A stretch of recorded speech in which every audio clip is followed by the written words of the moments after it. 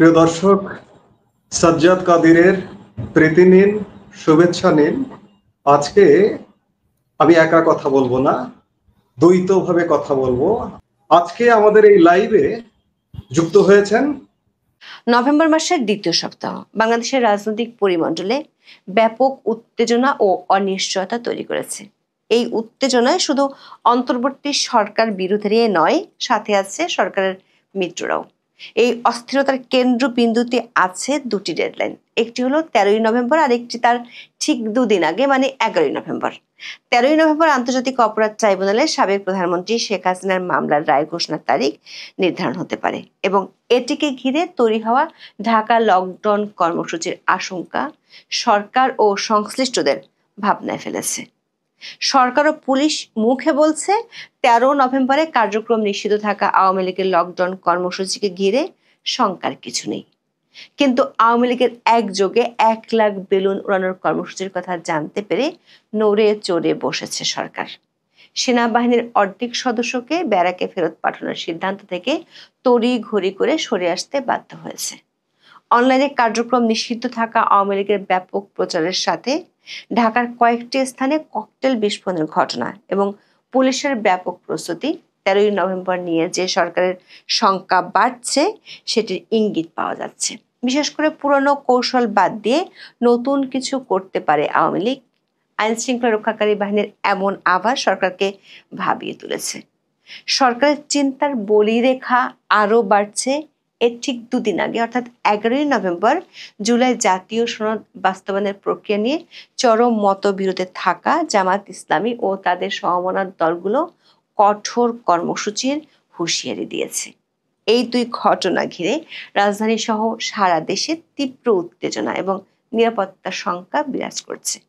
এই সময়ক্রম বিশ্লেষণ করলে দেখা যায়, অন্তর্বর্তী সরকার যেখানে আওয়ামী লীগকে ঠেকাতে সেনাবাহিনীকে পুরোদমে মাঠে রাখতে বাধ্য হচ্ছে এবং সরকারকে যে কোনো অপ্রীতিকর পরিস্থিতি ঠেকাতে সর্বোচ্চ নিরাপত্তা প্রস্তুতি নিতে হচ্ছে, সেখানে সরকারের মিত্রপক্ষকেই সাংবিধানিক সংস্কারের দাবির মুখে শান্ত রাখা বা তাদের দাবি পূরণ করা নিয়ে সিদ্ধান্তহীনতায় ভুগতে হচ্ছে। সরকারি মিত্রদের বশে আনতে পর্দার আড়ালে নানা ধরনের সমঝোতার চেষ্টা কয়েক দফায় ব্যর্থ হয়েছে। এতে আসন্ন উত্তপ্ত নভেম্বরে সরকার ঘর ও ঘরের বাহির দুদিক কিভাবে সামলাবে সে দুশ্চিন্তা পেয়ে বসেছে। বিস্তারিত জানতে চলুন যাওয়া যাক বিশ্লেষণে।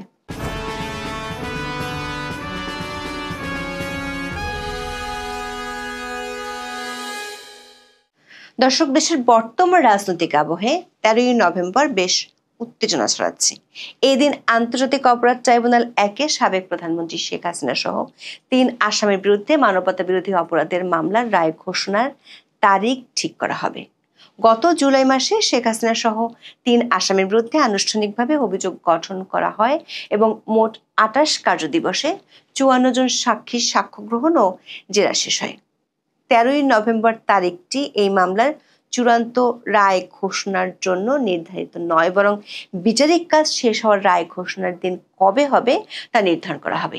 তার মানে এটি একটি প্রক্রিয়াগত তারিখ, কিন্তু এই দিনটি নিয়ে রাজনৈতিক উত্তেজনার সাথে নিরাপত্তার ঝুঁকি বেড়েছে, কারণ ওই দিনটিকে ঘিরে কার্যক্রম নিষিদ্ধ থাকা আওয়ামী লীগ 4 দিনের কর্মসূচি ঘোষণা করেছে। 13ই নভেম্বর তারা ঢাকা সহ লকডাউনে ডাক দিয়েছে। বিশেষ করে আওয়ামী লীগের প্রেসিডিয়াম সদস্য জাহাঙ্গীর কবির নানকের একটি ভিডিও বার্তা অনলাইনে প্রকাশ হওয়ার পর থেকে উত্তেজনা বেড়েছে। এই কর্মসূচি ঘিরে আইন শৃঙ্খলা রক্ষাকারী বাহিনীর তৎপরতা এখন সর্বোচ্চ পর্যায়ে।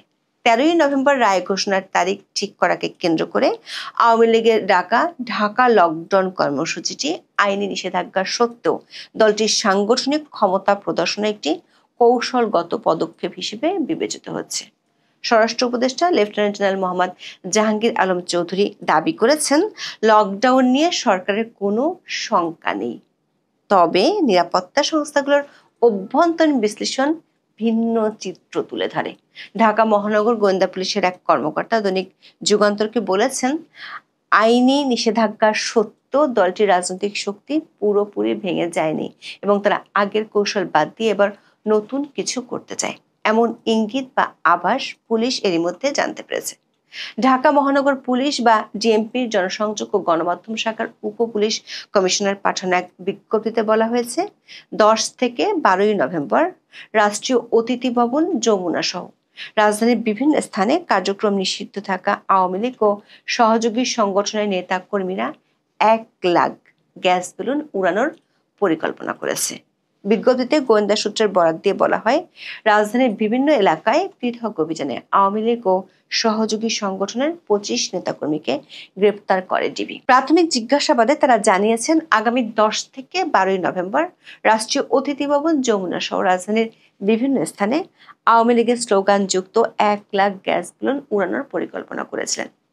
ডিবির 9টি বিভাগের সমন্বয়ে এই অভিযানটি পরিচালিত হয়। দর্শক, গোয়েন্দাদের আশঙ্কা 13 নভেম্বরকে ঘিরে আওয়ামী লীগের এমন অভিনব বা নতুন নতুন কিছু কর্মসূচি দেখা যেতে পারে। এসব কর্মসূচির আশঙ্কা সরকারকে ভাবনায় ফেলেছে। বিষয়টি 9 নভেম্বর স্বরাষ্ট্র মন্ত্রণালয়ে অনুষ্ঠিত আইন শৃঙ্খলা সংক্রান্ত কোর কমিটিতে আলোচনা হয়েছে। এই বৈঠকের পর স্বরাষ্ট্র উপদেষ্টা আকস্মাৎ জানান, সেনাবাহিনীর কোনো সদস্যকে ব্যারাকে ফেরত পাঠানো হবে না। তিনি সাংবাদিকদের জানিয়েছেন, আইন শৃঙ্খলা নিয়ন্ত্রণে মাঠ পর্যায়ে দায়িত্বে থাকা বাংলাদেশ সেনাবাহিনীর 50% সদস্যকে সরিয়ে নেওয়া হচ্ছে না। সেনারা আগের মতোই মাঠে থাকবে দাবি করে স্বরাষ্ট্র উপদেষ্টা বলেন, এই মুহূর্তে সেনাবাহিনী আগে যেমন ছিল তেমনই থাকবে, তাদের উঠিয়ে নেওয়া হচ্ছে না। অথচ গত 5 নভেম্বর কিছু গণমাধ্যমে খবর প্রকাশিত হয়, সেনাবাহিনীর মাঠ পর্যায়ের 50% সদস্যকে বিশ্রাম ও নির্বাচনকালীন প্রশিক্ষণের জন্য সাময়িকভাবে সরিয়ে নেওয়া হবে। একই দিন সেনা সদরে আয়োজিত সংবাদ সম্মেলনে মিলিটারি অপারেশনস ডিরেক্টরেট পরিচালক ব্রিগেডিয়ার জেনারেল দেওয়ান মোহাম্মদ মঞ্জুর হোসেন বলেন, সেনাবাহিনী প্রত্যাহার সংক্রান্ত একটি চিঠি পেয়েছেন। আইন শৃঙ্খলা পরিস্থিতি বিবেচনায় রেখে প্রয়োজনীয় ব্যবস্থা নেওয়া হবে। স্বরাষ্ট্র মন্ত্রণালয়ের সূত্রগুলো বলছে, আইন শৃঙ্খলা সংক্রান্ত কোর কমিটির বৈঠক এত ঘন ঘন হয় না। এখন পরিস্থিতি বিশেষ করে আওয়ামী লীগের কর্মসূচির কারণেই করতে হচ্ছে। বিশেষ করে গত শুক্রবার রাতে রাজধানীর কাকরাইল এলাকায় প্রধান বিচারপতির সরকারি বাসভবনের বিপরীত দিকে অবস্থিত সেন্ট মেরিজ ক্যাথেড্রাল চার্চে জোড়া ককটেল বোমা নিক্ষেপ করা হয়, যার মধ্যে একটি বিস্ফোরিত হয়। একই রাতে ফার্মগেট ও পুরান ঢাকার কয়েকটি এলাকায় একাধিক ককটেল বিস্ফোরণের ঘটনা ঘটে। আবার গ্রেপ্তার হওয়া আওয়ামী লীগের কর্মীদের কাছে একযোগে বেলুন উড়ানোর মতো অভিনব কর্মসূচির কথা ফাঁস হওয়ায় সরকারকে সেনা প্রত্যাহার নিয়ে নতুন করে ভাবতে হয়েছে। সেনা প্রত্যাহারের সিদ্ধান্ত একই কারণে নিতে হয়েছে।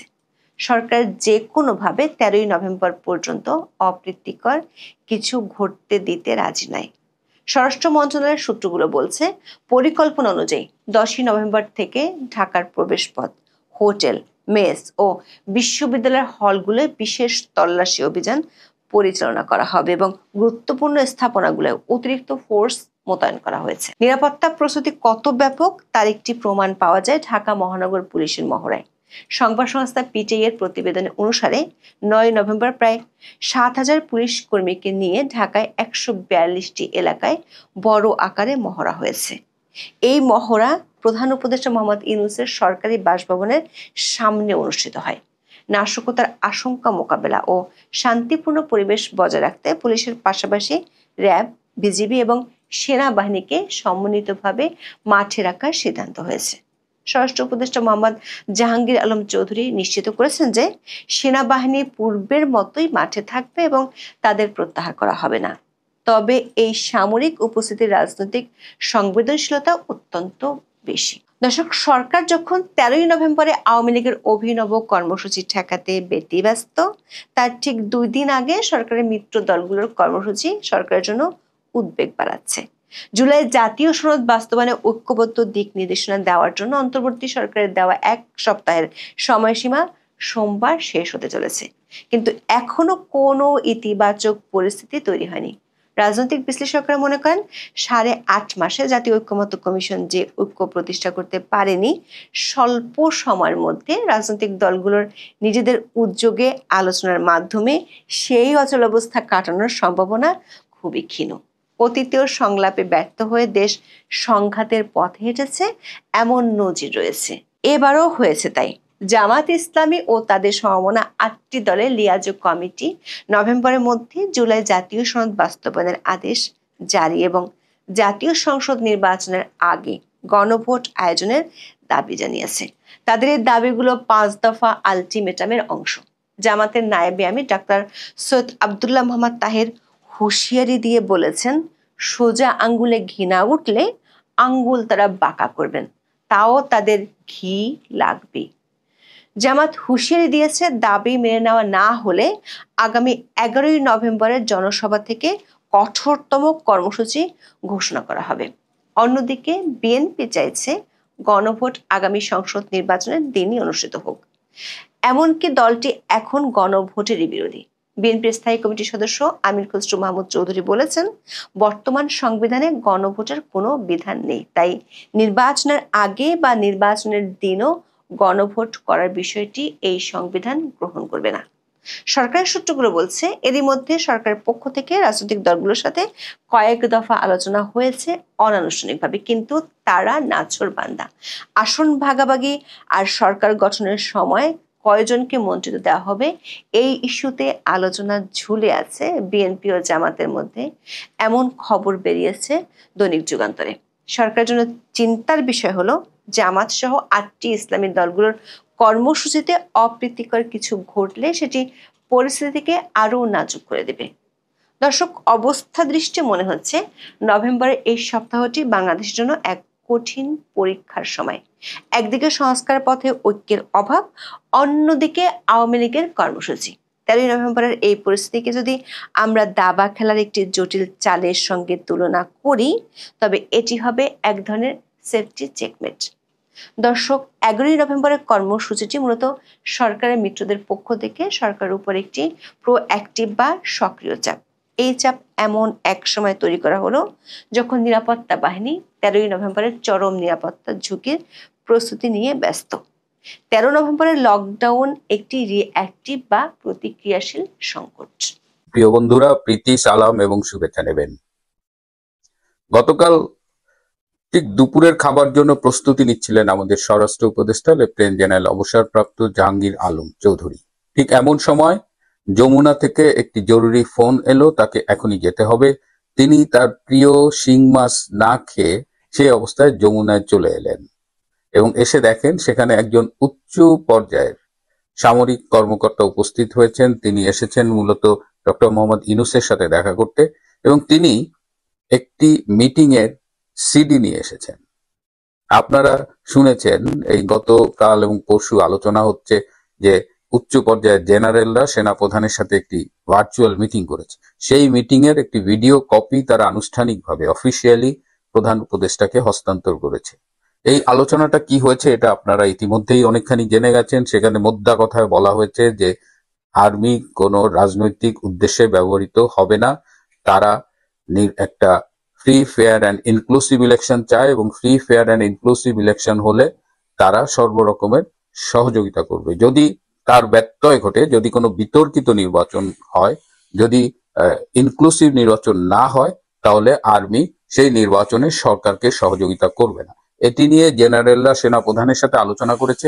এই আলোচনারই একটা ভিডিও কপি গতকাল যমুনায় হ্যান্ডওভার করা হয়েছে এবং গতকাল আপনারা আরো দেখেছেন যে একটা মিটিং শেষে সাংবাদিকদের সাথে কথা বলেছেন এই স্বরাষ্ট্র উপদেষ্টা সেখানে বলেছেন যে মাঠ পর্যায় থেকে যে 50% আর্মি উইথড্র করা হয়েছে সেটি সত্যি না। আমি আপনাদের বাস্তবতাটা বলি যে 1 তারিখ থেকে 50% সেনাবাহিনীর সদস্যদের উইথড্র করা হয়েছে। এর সাথে কিছু নেভি এবং এয়ারফোর্স আছে এবং কারণ দেখানো হয়েছে যে তারা শীতকালীন যে বার্ষিক মহড়াটা হয় সেটায় অংশগ্রহণ করবে। So 50% already withdrawn. এখন যে বাকি 50% আছে তার আগামী 1 সপ্তাহের মধ্যে অর্ধেক এবং গ্রাজুয়ালি ডিসেম্বরের মধ্যে ফুললি তাদের উইথড্র করা হবে। এই 50% যেন উইথড্র না করা হয় এর জন্য এই স্বরাষ্ট্র উপদেষ্টা সেনাপ্রধানের সাথে নেগোশিয়েট করছেন এবং তিনি সেই কথাটি বলেছেন যে 50% 1 নভেম্বর থেকে ব্যারাকে ফিরে গেছে, তারা ফিরে গেছে এবং সেটা সত্যি, সেটা গুজব নয়। তো এই বাস্তবতায় সেনাপ্রধান জেনারেল ওয়াকার তিনি তো, আমি বারবার বলেছি, তিনি তো আসলে জামাতপন্থী একজন অফিসার, যেটা একজন সেনাবাহিনীর একজন কর্মকর্তার কোনো রাজনৈতিক ইনভলভমেন্ট থাকতে পারে না, বাট ওয়াকার বিলংস টু জামাত, একদম সে শপথ গ্রহণ করা একজন সদস্য, শিবিরের সে সদস্য ছিল।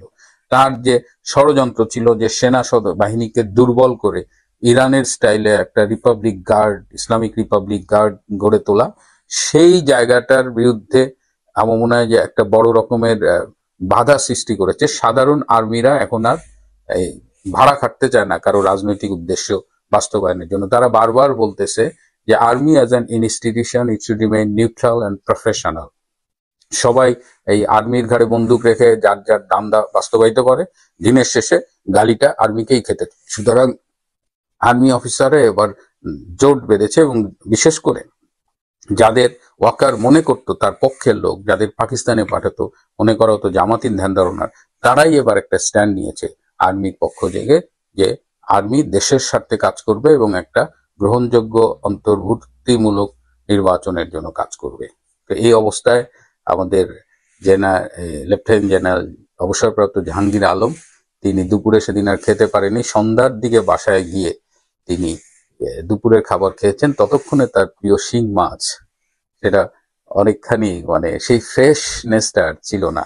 এই বয়সে দেশের জন্য কি কষ্টই নাই করছেন এই অবসরপ্রাপ্ত লেফটেন্যান্ট জেনারেল।